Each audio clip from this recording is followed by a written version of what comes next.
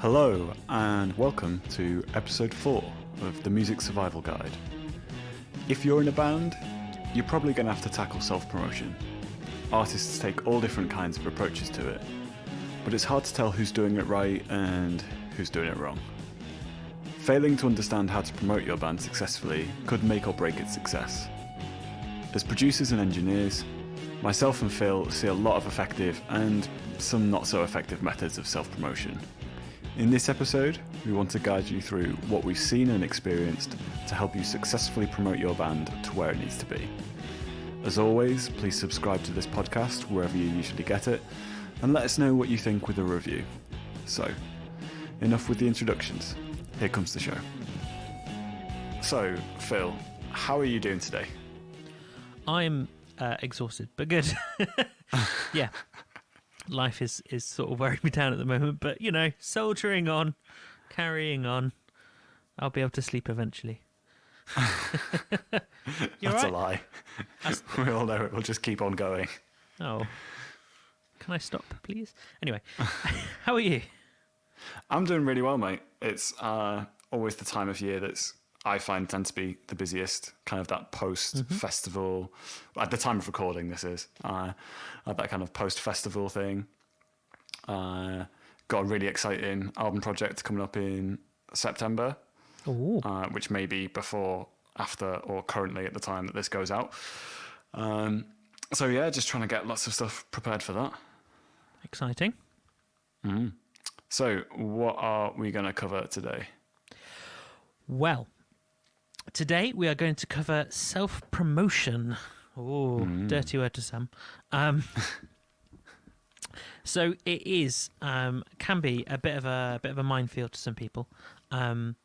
So, you know, you can sometimes feel like, you know, you're bugging your friends, you're saying, come to my gig, you know, come and listen to my music, whatever it may be. But there are actually some really effective and quite simple ways of bringing people into your music.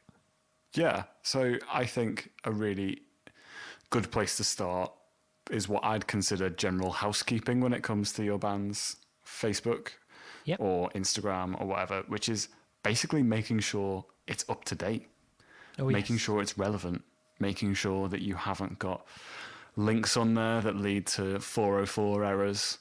Or, you know, I came across one today where it sent me to the Spotify of a different band, and I couldn't figure out if it was the same band, and it was...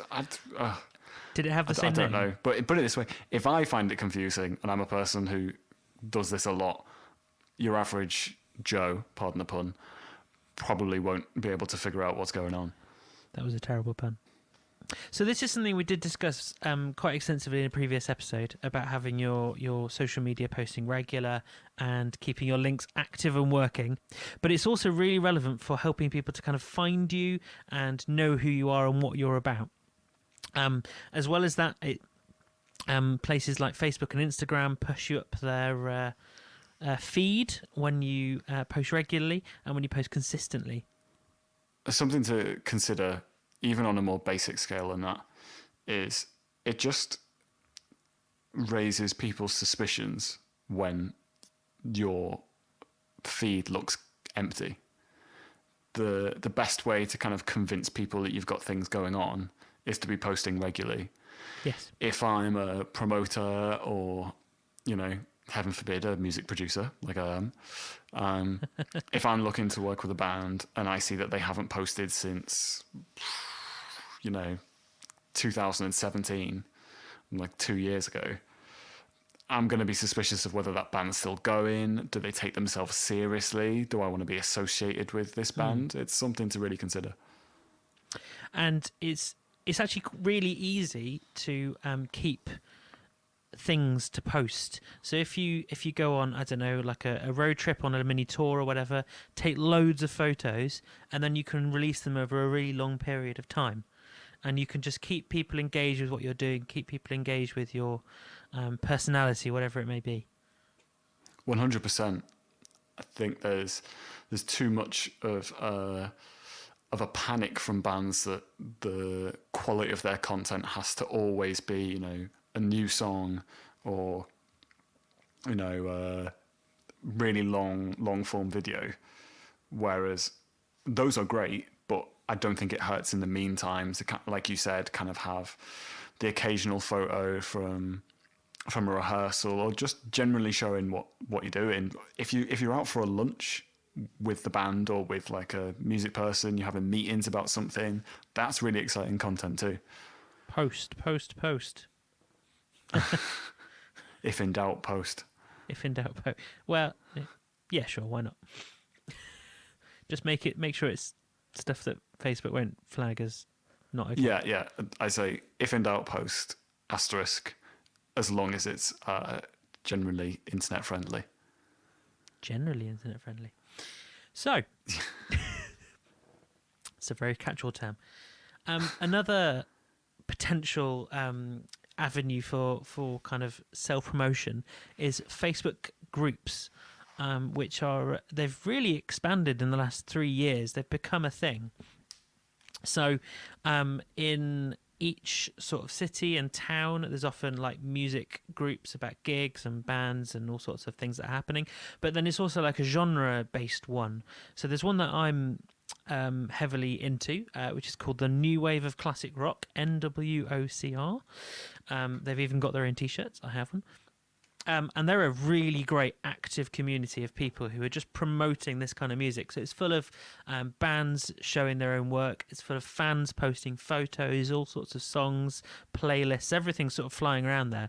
And I recommend it to a lot of bands who fit within that genre, just because it's such a ready source of potential fans.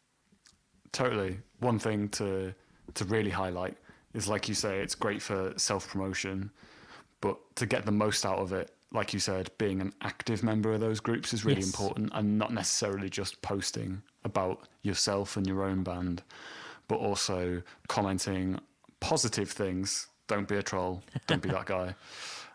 Commenting positive things about other people's work, engaging with them.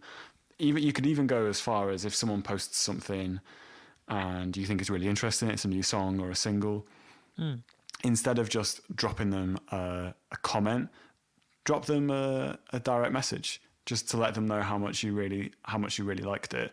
It's something I noticed quite a bit. I was having a conversation with a photographer friend, and she does amazing photography, and she's done really, really well for herself. And her strategy was, when people used to post on those communities and they'd say, hey, looking for a photographer for my band for this date, this venue, in this location. And you'd see loads of people posting, just, oh, this is my site, this is my site, this is my site, this is my site. And the way that she stood above the crowd was she posted, this is my site, but then also direct messaged them and just was like, hey, I checked out your single. I really, really enjoyed it. I'd love to come do some photography work from you. Here's my site. Here's my number if you want to jump on the phone. And I think that totally sets you apart from everyone else. So it's a great networking opportunity as well, isn't it? Yeah. So you could, if you are looking for gigs and you're not really sure, maybe you're a newer band, and you're maybe looking for a band to support, Facebook groups and networking with active band members in there could be a great way of finding a potential support slot, and getting general advice about kind of where to go in the local area. Yeah, a way to think that I like to think about it is, if you were doing this type of networking in person, you wouldn't just go up to someone and say, here's my single, and then run away and hope that they come back after you. You kind of want to engage them in a conversation, ask them about themselves. And the scary thing is, I think I see quite a lot of bands that do this even at gigs. I went to support a band that I'm working with, and they were headlining, and there was a few cool support bands, and they had like little business cards with their new single and a link to it. And I thought, oh, that's such a cool idea. But the way that the guy literally came up to me and just went, and passed me the card and ran away. And I was just like, he literally grunted. You could have. I mean, I'm not. People might think, oh, it was really packed. At this point, I'm not going to lie, it was pretty empty at this stage, because I was at the bar kind of to the side of the venue. he could have had a conversation with me, and I probably would have been more likely to then check out the band and check out the music and be more engaged. I think if you're not getting something back, it's really difficult to feel passionate towards something if you don't feel like you're going to get anything in return. So the way that I really do not remember where I heard this, but I heard it somewhere, and it's very good advice. The way to approach online-ness, I don't really know what to call it, being online and self-promotion is to imagine yourself at a party, and there's loads of people you don't know at this party, and you really want to chat with them, and the first thing you want to say is not, have you heard what I'm doing that's really cool? It's, how are you? What are you up to? And that kind of thing. And you just want the conversation to naturally go to, and what are you doing? That kind of thing. Yeah, agreed. I mean, I think this also extends, like I just said, not only to online, but also to in person. Yes. I think, because we've loosely called this like self-promotion and other related tips. And I think one thing I've noticed when we were brainstorming this is it's so internet-centric, whereas I know a lot of the connections I've made in the industry, all the strongest ones, have probably started in person. So again, it's this thing of, do you have the attitude of, here's my card? And I'm not saying that I am, but what if I'd been, from a label or old school Scout or A&R from a major label? Do they exist anymore? Yeah, I know a few. Ooh. They're very, very rare, but they still do exist. So if that would have been a completely wasted opportunity for him. He could have just started a conversation. I was already interested in the band, and we could have networked from there. But alas, he wasted the metaphorical opportunity. Metaphorical opportunity? Yeah, because I'm not actually a label A&R scout. Oh, I see that. Right. But you could... Well, I don't know. Anyway. So, a really related point is gigs. Now, this... completely appreciate this isn't a tip for everybody, but certainly with the kind of bands that I work with, like rock and metal, that kind of thing, gigs are essential. If you are not gigging, especially as a rock and metal band, again, other genres may vary, you are often considered to be not really active. That is where your fans see you. That is where they appreciate you. You get photos, you get videos, and where they hear your new unreleased songs. And it's a great opportunity, and to not do it is crazy. One caveat I would throw in with that is it's not a caveat. It's just something that I would say is a huge gap in the market. Is I don't feel like there are enough artists in other genres that are gigging enough. I feel like the rock and heavy rock and metal, maybe guitar indie, I think is probably up there with the with those other genres in terms of having a good presence in their live scene. But I don't see enough pop acts doing gigs. And there's no real excuse anymore. I think now you've kind of got so much easy accessibility with Ableton and modern technology, and running backing tracks that aren't just someone sticking a CD on and then you sing along. So that's karaoke. That's not a gig. I just think there are a lot of pop acts that could do with the traction that doing live shows brings, especially in the early parts. They're relying too much on their songs and their single releases, which, don't get me wrong, are important, but it just feels like it's an area of self-promotion and marketing that they're not really utilising. Yeah, it is a wasted opportunity if you don't at least try, I would say.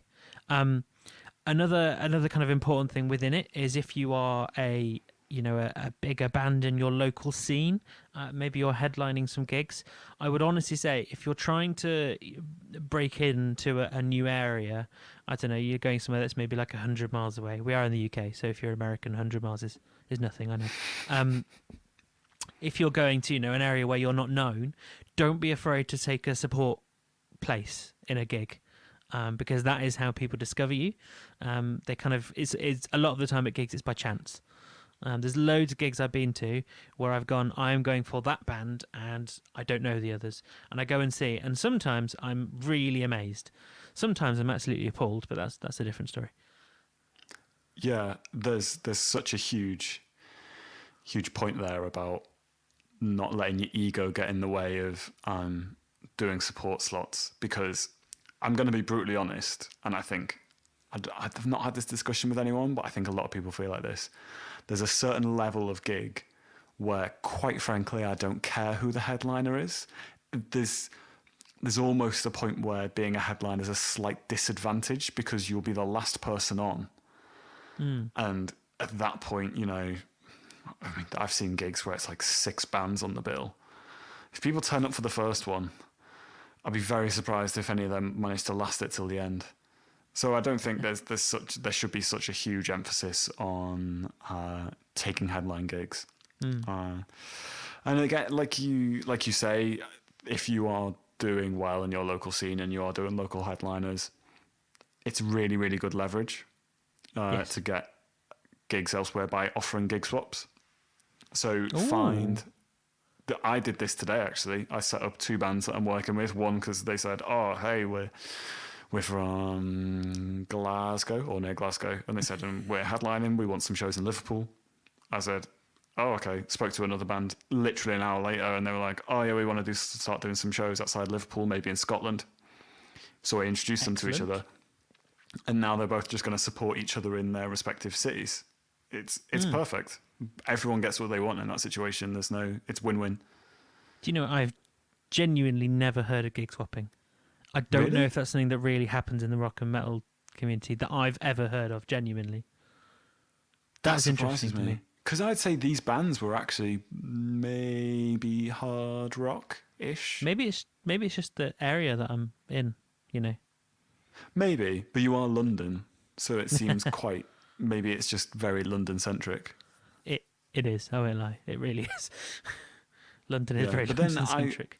I speak to a lot of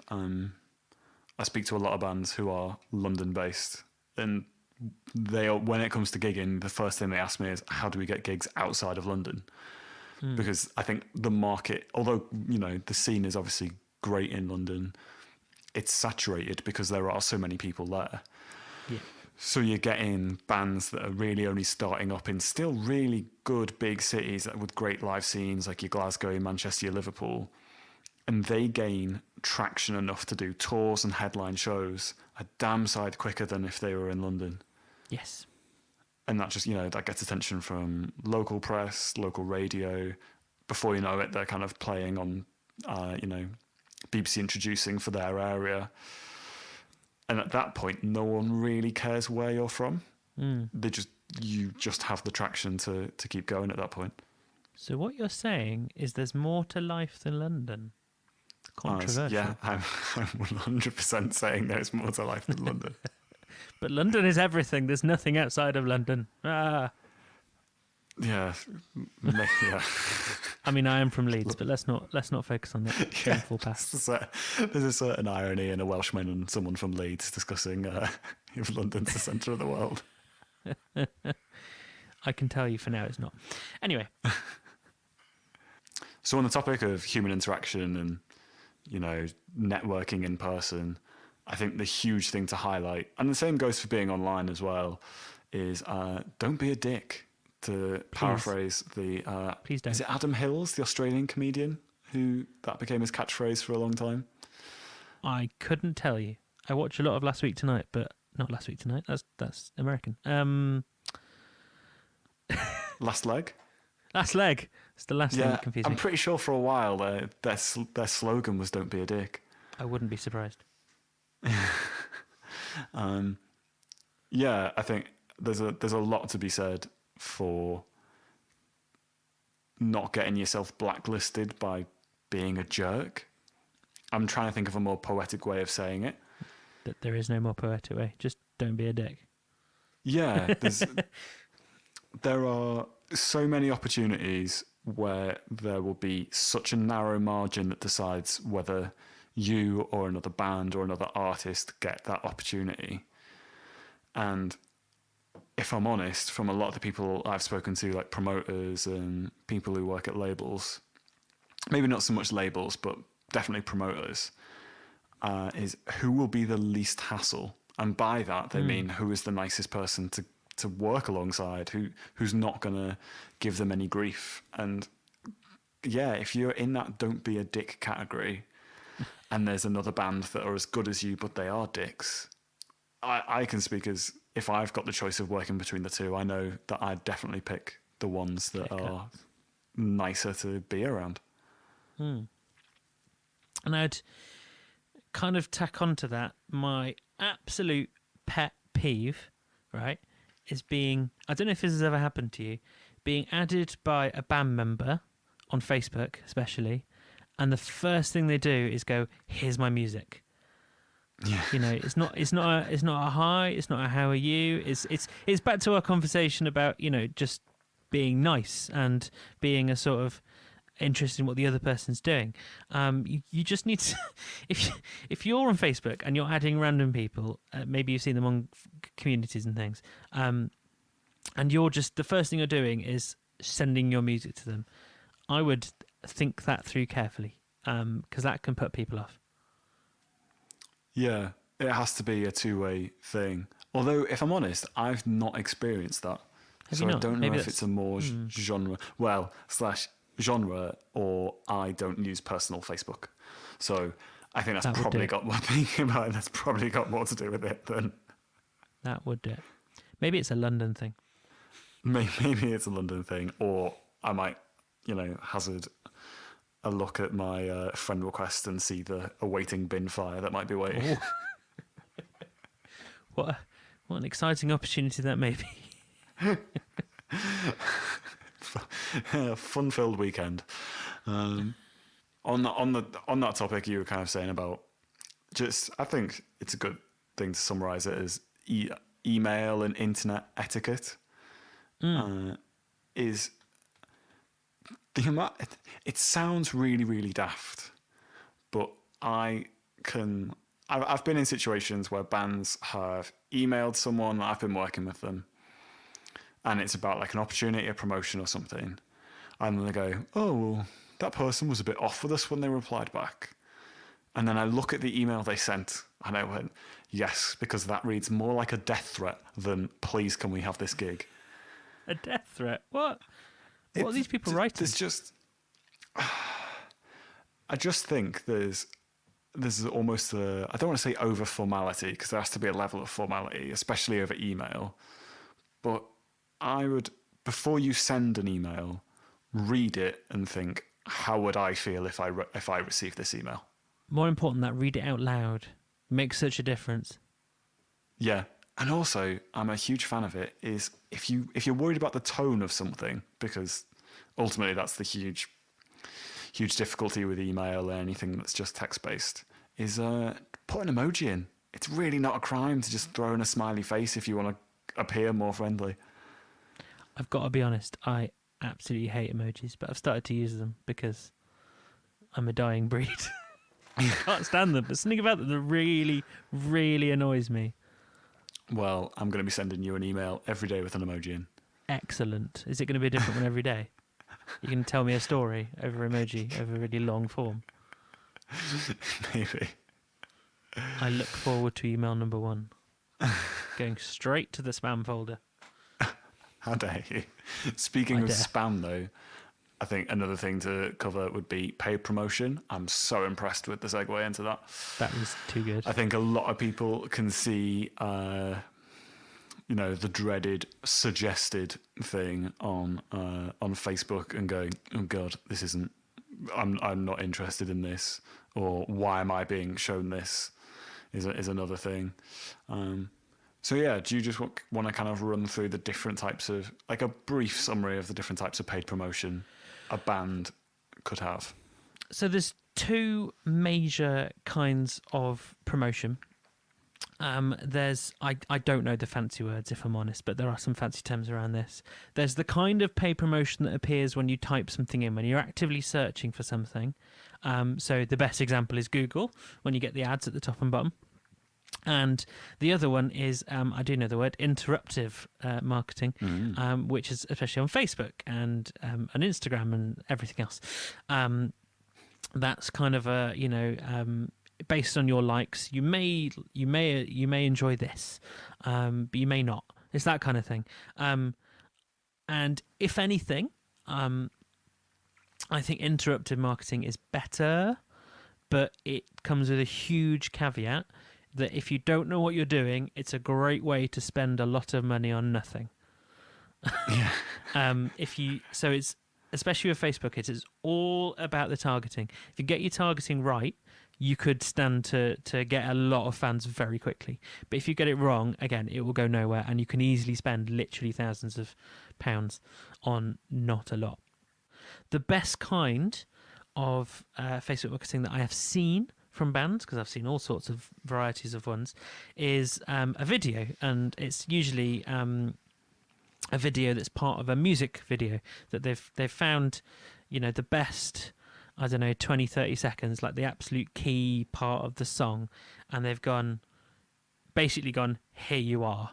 I mean, they've put much better language on it than that, but that is just such a quick way of going, if you like our music, here it is, and it gives people a chance to go, I like that, or I don't like that. And especially if you include a video, then it is a great way of getting people to see your song as they go down the feed. Agreed. I think one word of warning, because I've written it in bold when we made some notes about what we talk about, is skipping everything, including, so skipping all the foundations and going directly to paid promotion is the biggest waste of money you could do. Like, throwing a lot of money at marketing a bad song won't make it a good song. that's I think something really, really important to highlight. A bad song is not worth marketing. A good song is worth marketing. It's kind of as simple as that, really. Yeah, there's an element to it as well. Definitely a frustration when I see what are clearly quite expensive marketing campaigns, and because I do them for my mixing services, I can kind of tell when someone's maybe paid someone else to do it, or they're throwing some decent amount of money at it. Is when it sounds awful and they've clearly skipped like having a good production or a good mix or a good master. I just think it's pointless at that point. You might as well spend the money on getting a decent product, then spend whatever you've got left on marketing, if at all. Because I promise you that if you have a small marketing budget but an incredible sounding song, it will go so much further than a well marketed awful sounding song. Very much so. Another thought to throw out on the thoughts of marketing is, especially on Facebook, if you have more than, I think it's 2,000 likes on your band's page, then you can get really detailed breakdowns of like information about these people, which is a bit scary on one level, but it's still things like age and the kinds of places where they live, other kinds of pages that they like on Facebook. And if you are going to do Facebook marketing, information like that on people who already like your band is absolute gold dust. That is a great way to set up a campaign if you have more than about, I think it's 2,000, maybe it's 1,000. A lot of likes. But yeah, if you don't really know the kinds of people who like your music, and I know all sorts of people can like all sorts of music, but the kind of broad demographic of people who enjoy your music, if you don't know that, don't do Facebook marketing. It is a waste of money if you don't have that information.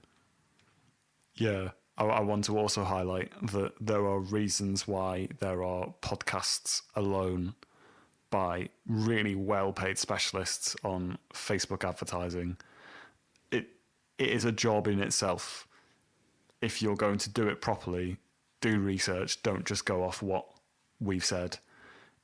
Like Phil said, if you want to throw 50 quid into the abyss, then Facebook marketing without an idea of what you're trying to do is the quickest way of doing it.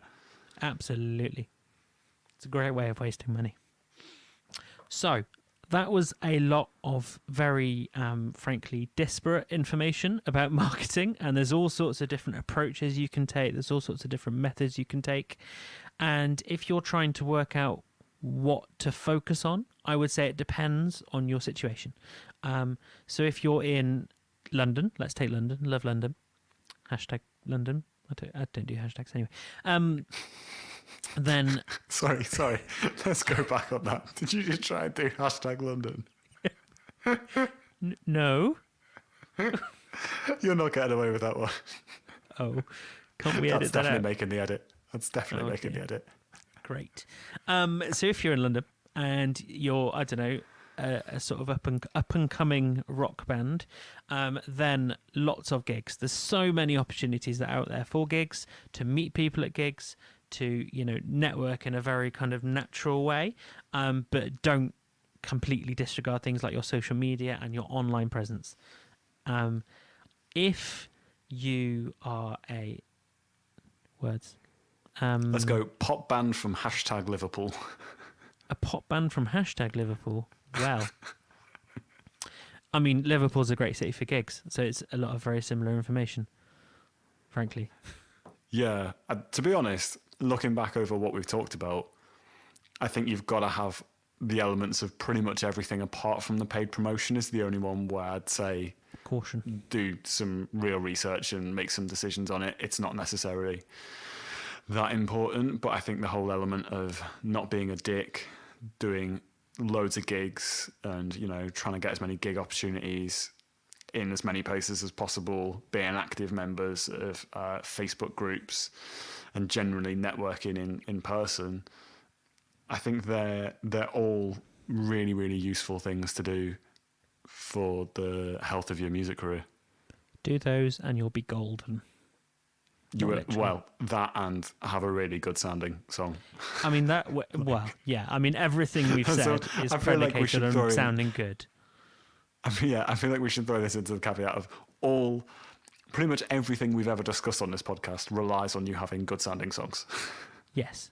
If you can't write a song for Toffee, then go back a few steps. Work out how to write a great song. These are very supplementary points to having already a good sounding song.